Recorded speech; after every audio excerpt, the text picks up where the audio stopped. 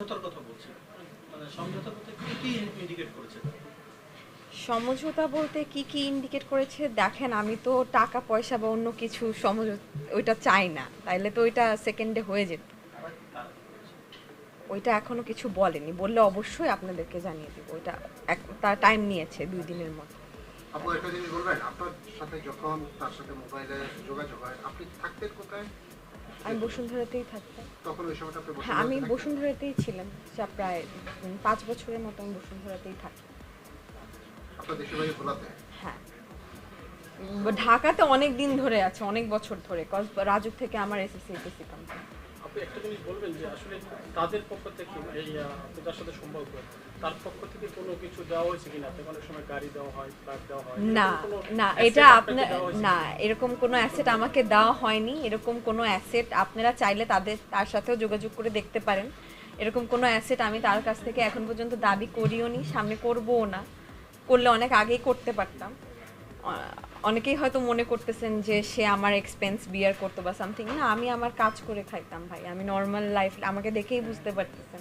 আপনার কাছে কি কখনো মনে হয়নি যে আপনি যেমন ফ্যামিলি থেকে আসছেন বা তারা যেই ফ্যামিলির, সেখান থেকে আপনি তাদেরকে বিট করতে পারবেন কিনা বা তার সাথে আপনি কন্টিনিউ করতে আমি তো পারবেন ওই কিনা? এই প্রশ্নটা আপনার মনে কখনো আমি তো জাগেনি? ওই চিন্তা কখনোই করিনি যে এরকম একটা সিচুয়েশনের সম্মুখীন আমার হওয়া লাগবে। আমার মানে মৃত্যুর মুখোমুখি বা এরকম মৃত্যুর হুমকি টাইপের কোনো সিচুয়েশন আমার লাইফে ক্রিয়েট হবে তার মাধ্যমে।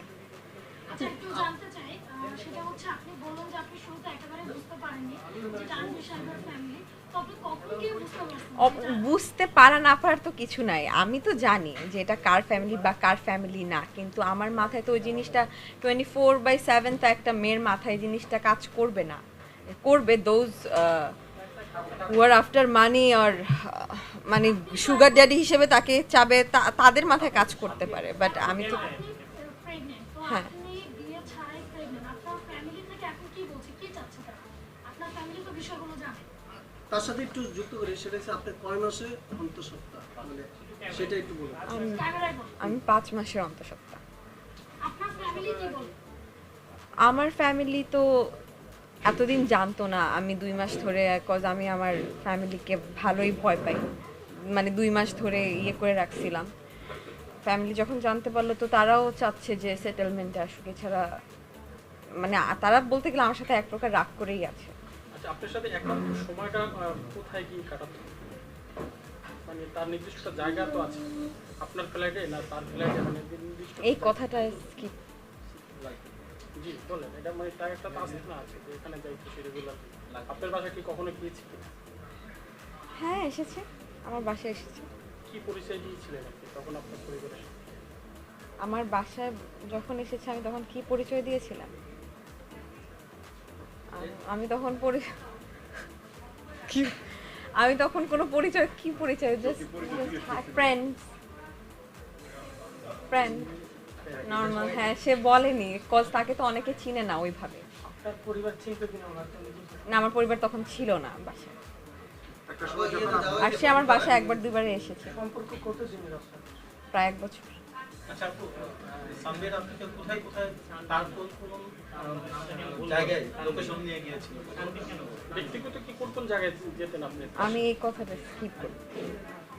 ওকে আপু, যেহেতু একটা বড় একটা ইস্যু হয়ে যায়, এই সেটা হলো যে প্রমাণ হিসেবে আপনার কাছে লোকেশন না, আমি এটা বলতে পারবো যে ইনসিডেন্টটা যেখানে হয়েছে ওই দিন রাতের, যেখান থেকে শুরু হয়েছে ওইটা বলে দিই। এটা হচ্ছে আই ব্লক জাপান স্ট্রিটের জেবিএস টাওয়ারে লিফটেড 30, ওইখানে ইনসিডেন্টটা হয়েছে, যেখানে বেসিক্যালি সে অন্য আরেকটা মেয়ে নিয়েছিল, যেটাকে আমরা ওয়ান নাইট স্ট্যান্ড বলি। তো ওইখান থেকেই বিষয়টা শুরু হয়। আপনি একজন নারী, নারী হিসেবে আপনি তো জানেন যে এই এই যে একটা 5 মাসের আপনি বললেন যে যে সময় পার করছেন, তো আপনি একটা নারী হয়ে যে এই যখন পাতে পা দিয়েছেন তখন কি আপনার একটাবারও মনে হয় যে বিয়ে ছাড়া কেন আমি এই পথে না, আমার আগাচ্ছি? কাছে তো মাথা ছিলই যে এটা আমি তো পরে বিয়ে করবই, করছি। এটা তো ইউরোপ কান্ট্রি না, এটা তো বাংলাদেশ, বাংলাদেশের সমাজ পরিবেশ পরিস্থিতি সবকিছু আমি তো কাউকে জানাইনি ততদিন পর্যন্ত। এগুলো তো অহরহ হয়, আপনি তো জানেন, জানার পরও কেন আপনি এদিকে এরকম ঘটনা অহরহ হলেও তো এরকম ঘটনা হওয়ার, বাচ্চা হওয়ার আগের মুহূর্তে তো বিয়ে করে ফেলে, তো আমি ওইটাই তো মনে করেছি। আচ্ছা আপু, আরেকটা প্রশ্ন সেটা হচ্ছে, আপনার যদি কোনো কিছু গোপন কোনো কিছু থাকে সেটা আমাদের বলতে পারেন। ইমন ভাই কথা বলতেছে। আমাকে তাদের যে বাড়ি যে বাড়িটা ওইটা একবারই গিয়েছি, কজ উনি তো এখানে থাকেন, উনি তো ওনার নিজের ফ্ল্যাটে থাকে, তো ওইখানে একবারই গিয়েছি। ওইটা ওই 2 দিন আগে রাতের যে কাহিনীটা হয়েছে ওইখানে, হ্যাঁ তার আম্মার সাথে দেখা করেন, বিভৎস রাত, এছাড়া কখনো যাওয়া হয়। আপু, আপনি এতক্ষণ যে আমাদের বক্তব্য দিল সেখানে এমন কোনো কিছু বাদ গিয়েছে যেটা তদন্তের সাথে আমাদের প্রয়োজন পড়তে পারে, আপনি যদি আরেকটু বলেন। না, আমি মনে করি এমন কোনো কিছু বাদ যায়নি যেটা তদন্ত স্বার্থে আপনাদের মানে মনে পড়তে পারে বা সামথিং লাইক দ্যাট। এখন লাস্টলি আমার একটাই কথা, আমাকে যাতে যথাযথ সম্মান দেওয়া হয় বা যথাযথ সেটেলমেন্টের যেটা পাওয়ার কথা, দ্যাটস ইট। এর বাইরে আপনি বলছিলেন যে আমাদের সাথে সমঝোতা করতে। Will get married, that's it. মানে আপনি যখন এই সিদ্ধান্ত নিলেন, মানে আপনার হচ্ছে বাংলাদেশের ইসলামিক রীতি অনুযায়ী বিবাহিত অবস্থা ছাড়াই সন্তান নিয়ে নেবেন, এখানেও একটা হ্যাঁ, আমি এইটাই এখন আমার কোশ্চেন। আমি যখন এখন বুঝতে পারলাম যে যে আমাকে এভাবে মারতে পারে দারোয়ান দিয়ে, সে আমাকে সামনে গিয়ে কি বিয়ে করবে? ডেফিনেটলি না। আর যে ইভেন আমাকে আমার বাসা থেকে, মানে আমি বাসা থেকে বের হয়ে আসছি, আমার বাসা যেহেতু বসুন্ধরাতে, আমি ওখানে ভাড়া থাকি, তো আমার একটাই কথা যে আমাকে এই ব্যাপারটা লিগালাইজ করুক, তারা আমাকে ন্যায্য অধিকার দেখ। আমি তাদের কাছ থেকে কোনো টাকা পয়সা কিছু চাচ্ছি না, যেটা দেওয়ার মানে যেটা তারা এখন সেটেলমেন্টে আসতে চাচ্ছে বা হোয়াট এভার কন্ট্যাক্ট করেছে, দ্যাটস ইট। এরপর আর আমার তাদের প্রতি কোনো গ্রাজেস থাকবে না। মানে আপনি চান কি, মানে আপনি কি তার স্ত্রী হিসাবে স্বীকৃতি চান নাকি পারিবারিক, মানে কোনটা চান? আপনি যেটা চান সেটা, মানে বলছিলেন যে আপনি আপনার স্বীকৃতিটা চান, সেই স্বীকৃতিটা কোনটা? সন্তানের স্বীকৃতি, স্ত্রীর স্বীকৃতি, না কোনটা? এইটা একটু বলো। অবশ্যই বিষয়টাকে লিগালাইজ করা, স্ত্রীর স্বীকৃতির মাধ্যমেই সন্তানের স্বীকৃতিটা আসে, দ্যাটস ইট। সেই সাথে আপনি নিরাপত্তাহীনতা ভুগছেন। নিরাপত্তাহীনতায় তারা আমার সাথে অলরেডি কন্ট্যাক্ট করেছে, আমাকে মানে শিওরিটি দিয়েছে যে সামনে এরকম কিছু একটা হবে না, যেটা সত্যি কথা। সামনে শিওরিটি দিয়েছে যে এরকম কিছু হবে না, যে একটা আপোষে আসো বা একটা সেটেলমেন্টে আসো। তো সেটেলমেন্ট একটাই, আমাকে স্বীকৃতি দেওয়া, আর কিছু না। আপনি কি আপাতত ওই যে নিজেকে লুকিয়ে রাখছেন ওদের কাছ থেকে, এরকম কিছু? আপাতত আমি কিছুটা হলো, মিথ্যা বলে তো লাভ নেই। আমি আমার জানের ভয়ে ওই দিন রাতে চলে আসছি, আমি বাসা ছেড়ে চলে আসতে হয়েছে। আমি স্টিল বাসার বাইরে বাইরে ঘোরাফেরা করতেছি। আমি আমার একটা ফ্রেন্ডের বাসায় আছি কয়েকদিন ধরে, 2 দিন ধরে, সরি। তো এরকম করে তো আর লাইফ লিড করা যায় না, লাইফলেসের মতো, তাও এই অবস্থায়। কোনো আইনি পদক্ষেপ নেবেন কি? না, আমি এখন পর্যন্ত নেইনি, আমি নিব না, যেহেতু তারা বলেছে যে একটা সমঝোতার মধ্যে আসবে। আমি অপেক্ষা করছি সমঝোতা।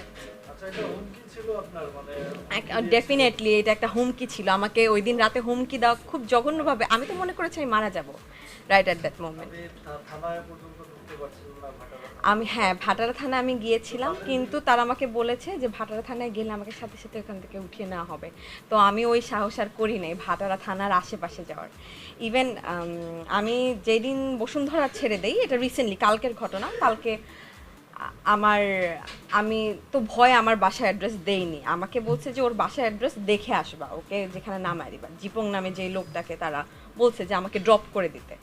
সে খেয়াল করছে যে আমি কোথায় গিয়ে স্টপ হচ্ছি, ওইখানে গিয়ে ওই ফ্লোরে উঠে, ওইখানে আমার বান্ধবী থাকে তার ছেলেকে সহ, তাকে মানে মানে যাই হোক হেনস্থা করছে কালকে, যেইটা করা উচিত হয়নি।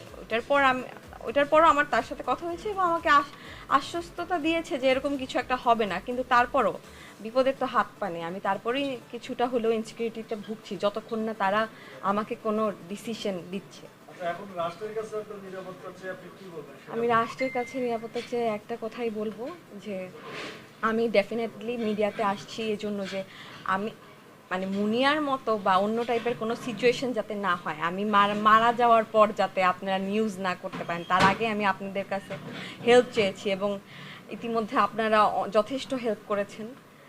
আমি যেভাবে লুকিয়ে লুকিয়ে একদিন ছিলাম আর আমার জীবন চলে যেত, I am very very grateful towards you. Plus হচ্ছে প্রেস ডাকার একটা